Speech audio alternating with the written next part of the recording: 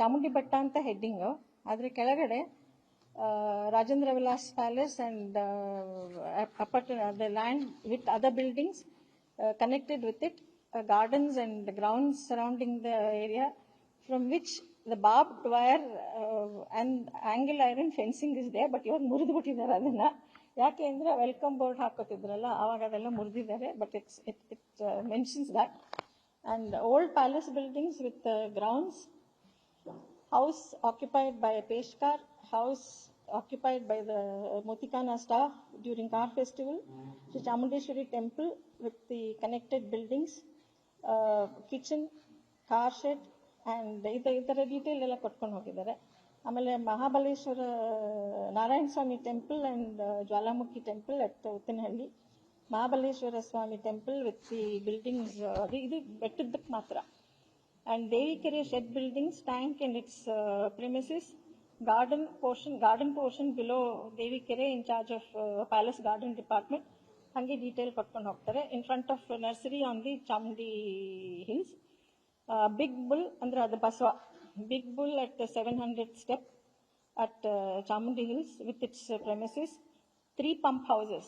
ಇವತ್ತಿಗೂ ನಾವು ಆ ಪಂಪ್ ಹೌಸಸ್ ನ ತಗೊಂಡಿದ್ರೆ ಅಲ್ಲಿರೋರ್ಗೆ ಯಾರಿಗೂ ನೀರು ಹೋಗಲ್ಲ. So I'm just giving you examples. 3 pump houses at the foot, in the middle, and on the top of the hill.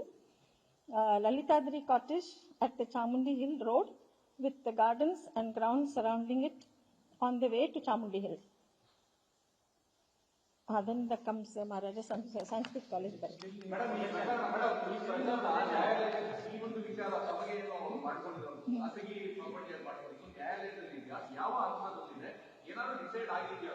ಇದ್ರ ಪ್ರೈವೇಟ್ ಪ್ರಾಪರ್ಟಿ ಏನು ಕ್ವೆಶ್ಚನ್ ಇಲ್ಲ. ಸರ್ಕಾರ ಕ್ವೆಶ್ಚನ್ ಮಾಡ್ಕೋತಾ ಇದೆ ಅಷ್ಟೇ ವಿನ ಇದ್ರಲ್ಲಿ ಏನು ಆಂಬಿಗ್ಯೂಟಿ ಇಲ್ಲ. ಈ ಲೆಟರ್ ಹೇಳಿದ್ನಲ್ಲ ನಾನು, 72ನೇ ಇಸ್ವಿ ಲೆಟರು.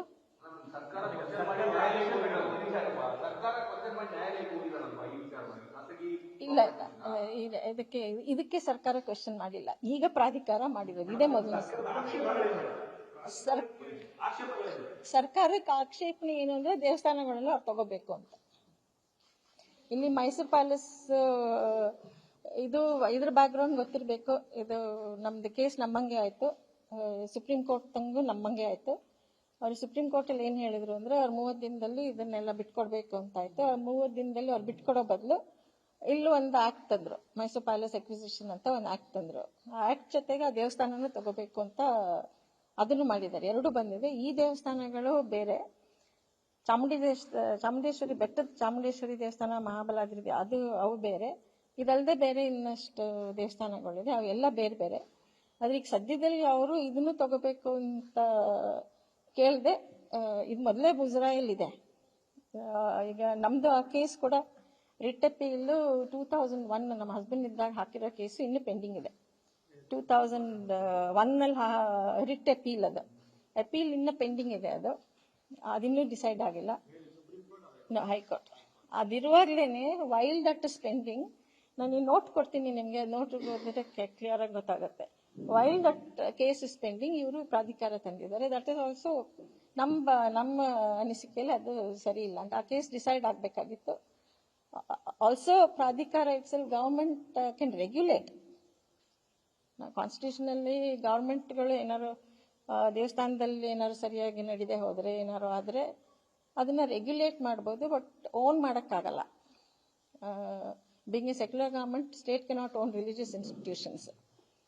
ಅಂದ್ರೆ ಇದರ ಪ್ರಕಾರ, ಪ್ರಾಧಿಕಾರದ ಪ್ರಕಾರ ಅವರು, ನೀವು ಓದಿರ್ತೀರ ಪ್ರಾಧಿಕಾರ, ನಾ ತಿರ್ಗಾ ರಿಪೀಟ್ ಮಾಡಲ್ಲ. ಅದರಲ್ಲಿ ಅವರು they want to own everything, including ಈ ನೋಟಲ್ಲಿ ಹಾಕಿದ್ದೀನಿ ನಾನು, ಇನ್ಕ್ಲೂಡಿಂಗ್ ಮೂವಬಲ್ಸ್, ಇಮ್ಮೂವಬಲ್ಸ್, ಬೇರೆ ಅದಕ್ಕೆ ಸೇರಿದ್ದು ಬಾಕಿ ಆಸ್ತಿ ಎಲ್ಲಾನು ಅವ್ರು ಓನ್ ಮಾಡಬೇಕು ಅಂತ ಹೇಳಿ ಪ್ರಾಧಿಕಾರ ಓನ್ಸ್.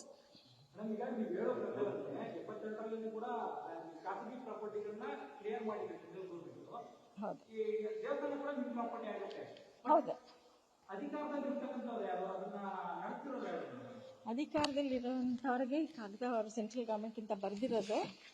ಇದರಲ್ಲಿ ಯಾರಿಗೆ ರೆಫರ್ ಆಗಿದೆ ಈ ಕಾಗದ ಅಂದ್ರೆ ಚೀಫ್ ಸೆಕ್ರೆಟರಿಗಳಿಗೆ ರೆಫರ್ ಆಗಿದೆ. ಸೊ ಎಲ್ಲರೂ ದೇ ಆರ್ ಅವೇರ್ ಆಫ್ ಅದರ ಪ್ರೈವೇಟ್ ಪ್ರಾಪರ್ಟಿ ಯಾವ್ಯಾವುದು ಅಂತ ಸರ್ಕಾರಕ್ಕೆ ಗೊತ್ತಿದೆ. ಅದಕ್ಕೋಸ್ಕರನೇ ಪ್ರಾಧಿಕಾರ ತಂದಿರೋದು. ಪ್ರೈವೇಟ್ ಪ್ರಾಪರ್ಟಿ ಅಲ್ಲದೆ ಹೋಗಿದ್ದಿದ್ರೆ ಅವ್ರು ಪ್ರಾಧಿಕಾರ ತರ್ತಾ ಇರಲಿಲ್ಲ ಅಲ್ವಾ.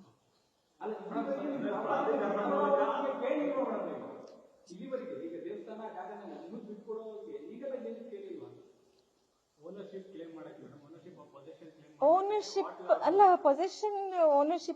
ಪೊಸಿಷನ್ಗೆ ಇನ್ನೊಂದು ಕೇಸ್ ಪೆಂಡಿಂಗ್ ಇದೆಯಲ್ಲ, ಇವರು ಮುಜರಾನ್ 2001 ಕೇಸ್ ಪೆಂಡಿಂಗ್ ಇದೆಯಲ್ಲ, ಅದು ಪೆಂಡಿಂಗ್ ಇದ್ದಾಗ್ಲೇನೆ ಇವರು ಅದಕ್ಕೆ ಡಿಸಿಷನ್ ವೇಟ್ ಮಾಡಿಲ್ಲ. They come out with this ಪ್ರಾಧಿಕಾರ.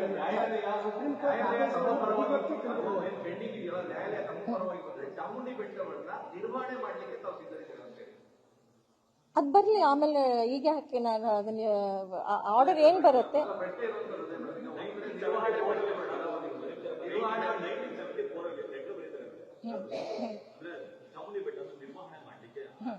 ನಿರ್ವಹಣೆ ಅದು ಬರ್ದಿರ್ಬೋದು. ಅದನ್ನ ಬರೆದ್ಮೇಲೆ ಅದು ಇಟ್ಸ್ ಟೆಂಪರರಿ. ಇದು ನೀವು ಟೆಂಪರರಿ ಆಗಿ ಕೊಟ್ಟಿದ್ದೀರಾ. ಅದು ನಿರ್ವಹಣೆಗೆ ಏನೋ ಕಂಡೀಷನ್ ಹಾಕಿ ಕೊಟ್ಟಿರ್ತಾರೆ. ಏನಿದೆಯೋ that we will not go into the detail because case ಇರೋದ್ರಿಂದ. ಹೌದಾ?